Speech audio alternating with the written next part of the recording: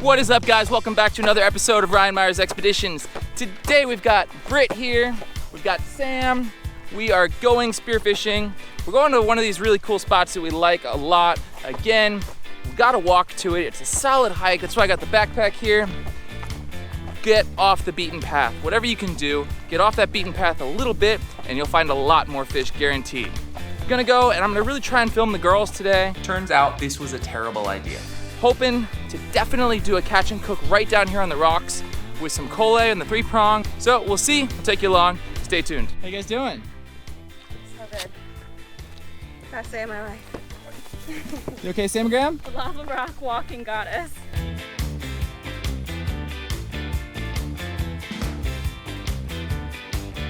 Well, guys, we collected a bunch of firewood. We got all our gear down here. The water looks unbelievable. We're gonna jump in, see what we can get to cook real quick, and then we're gonna build a fire down here in this little mermaid pool, cook up some eats, have some claws, just enjoy a pretty awesome Friday afternoon. So I love this area primarily for its kole.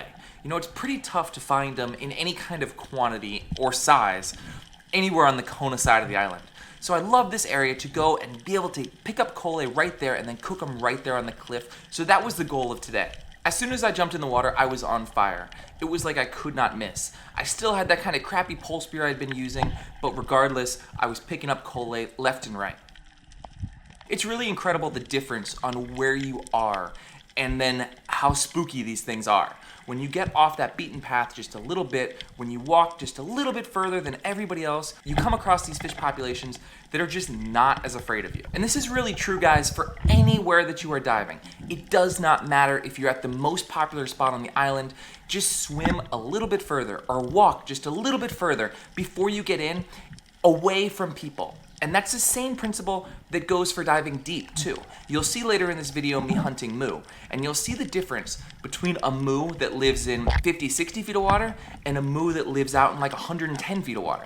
They just behave completely differently, and that is the same principle, guys. Walk further, go deeper, swim a little further, whatever you've got to do to get a little bit off that path, and it's always, always worth it. I knew I didn't have long before the girls got in the water and kind of claimed that 3-prong, and I really wanted to get some of these kole for dinner, and I'm stoked that I did collect so many so quickly, because when I gave them the 3-prong, it did not exactly go like this. Sure enough, as soon as Sam got in, she claimed that pole spear, got one right away, and then kind of proceeded to miss a lot of fish. And that would kind of become the theme of the day from the girls.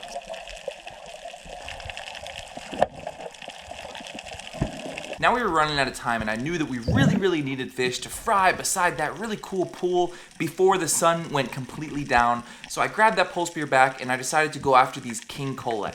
Now these king kole have become like one of my favorite fish really quickly. They're an incredible fish to shoot with the spear gun for beginners. And they're also a really nice challenge on the 3-prong. I went down here, pulled off all the stops, did all my tricks, really tried to get close enough with this really crappy 3-prong to these king koles. Thought I had one right here, whiffed on him, but had enough time to load up and get another shot.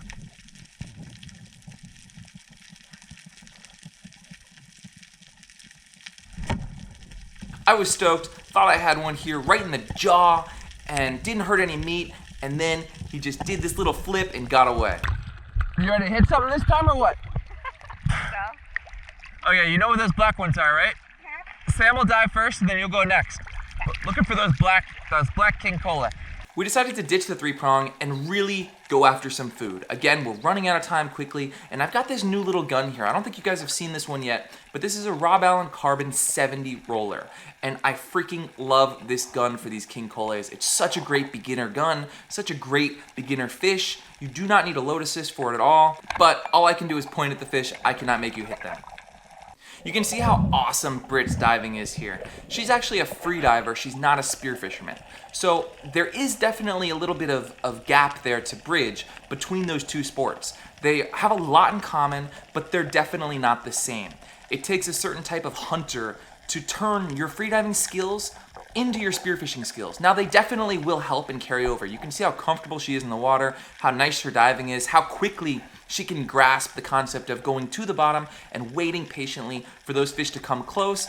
but not close enough. I kind of figured third time's the charm here. How many times in a row can you miss with these kicks and that diving skill looking perfect, going to the bottom, hunting, waiting, scratching, everything kind of coming over to you. Look at this aguado technique here even. She's got that left hand crawling across the bottom, maneuvering over to where she needs to be without scaring anything, moving nice and calmly to get that little bit closer shot on a fish. Not that it's going to help her at all.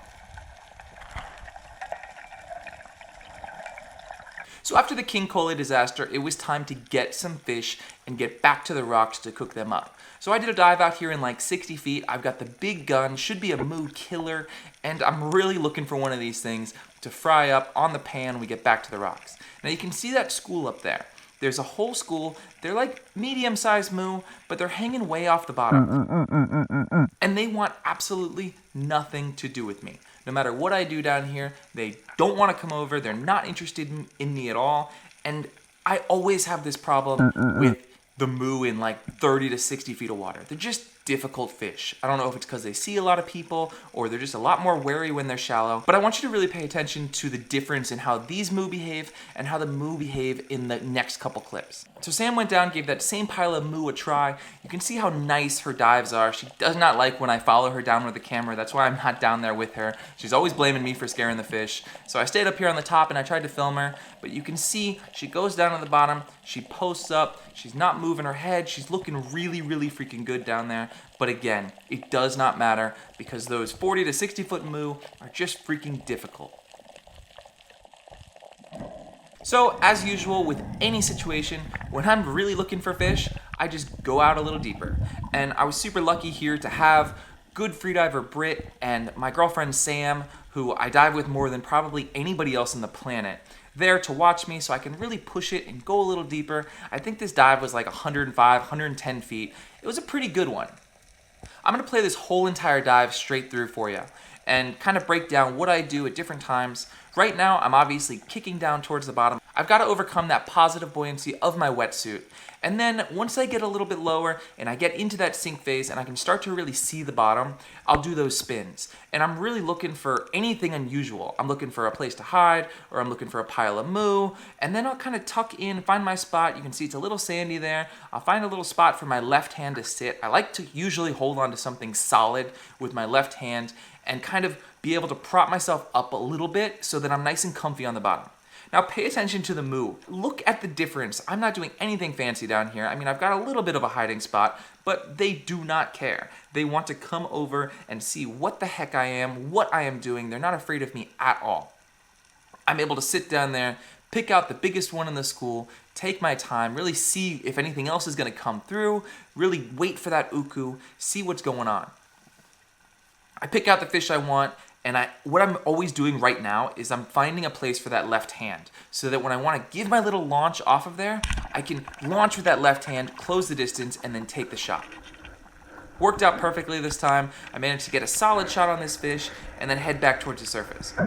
Right when I'm leaving the bottom, if what happens here, which is the moo got stuck in a little rock, I immediately flip the release on my reel. So I let the drag so I don't have any resistance on my way to the surface. Now I can see that it's stuck when I'm leaving the bottom, so I don't need to wait until it pulls me down as I'm trying to fight against it. I do it right away, immediately, and that way I'm fully free before I've made any momentum up to the surface. Super stoked to see Sam there waiting right there for me on the top and to harvest this delicious moo. Now it's time to go back to the rocks, clean this thing, and cook it up. Guys, that was an awesome freaking dive. Water was beautiful. Not as many fish as I would have hoped, but we got enough cole for dinner. We've got the time-lapse cruising, the sun going down, the legend Elias just showed up, built us a beautiful fire. I brought the alcohol again, obviously. Yeah, you did. You're the alcohol supplier. That's why we invite him. We got a fire cruising down there. Got the hot tub is gonna be cruising. We're gonna heat that guy up. Sammy's making French fries. Yes. French fries cruising. Then we're gonna cook up those cole and that moo, hang out. Heck of a Friday night.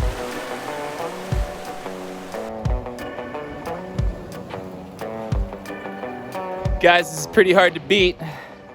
Claw in the hand, collays cleaned up, ready to go onto the fire right here. Hot tub, warming up, and the sun going down. You guys ready for some collay? Yeah, keep me. How the collays? They're really good. Elias, the legend, Always a satisfied customer. You know me, man. Come on, man. I love The them. best. Britt. Awesome. Fantastic. You leave one for me? Best freaking fish in the ocean. Where's the symbol? It's in between my legs. Up here. Oh. I don't have a hand. Mommy. Mmm. That's perfect. I was waiting for you. Tragic. When you find them crispy like that, you need like the whole fish. It's gone.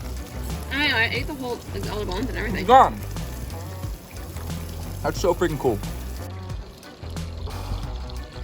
How's the moo, guys? Really good. Thought it was melting in your mouth. So we've never done this before, guys, but basically all I did was take that moo, I cut it into like slivers, I guess, and threw it in the oil after the collay. It is freaking good. We dumped on a mixture of some ball and soy sauce with some green onion in it. That was it. Unbelievable. Another great way to utilize the entire fish that's like, it's a moo that's not quite big enough to fillet and not quite small enough to fry whole. You can take it, you can put it in those nice chunks just like that. See that? Nice chunks just like that. Just freaking awesome.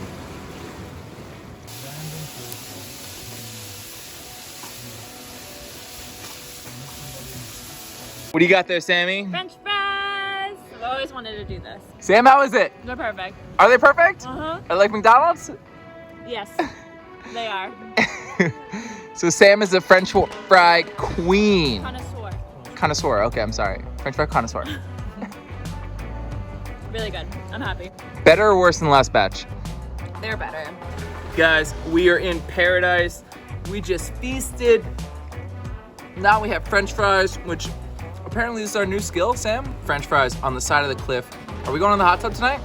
Hell yeah. So, thumbs up on the French fries? The French fries are a freaking winner. The French fries plus the thumbs collay are everything. That's it. Little fish and chips. That's it, Yeah, right? fish and chips. Fish and chips. I feel like I'm in like Britain. Wally would be impressed. Guys, thank you so much for watching that mini episode. We will see you next time right here on Ryan Myers Expeditions. Kids are watching, Sam. What are you doing? Guys, I hope you really enjoyed Britt missing 3 different times on a point blank shot. A student is a product of his teacher. I can lead a horse to water, but I cannot make the horse drink.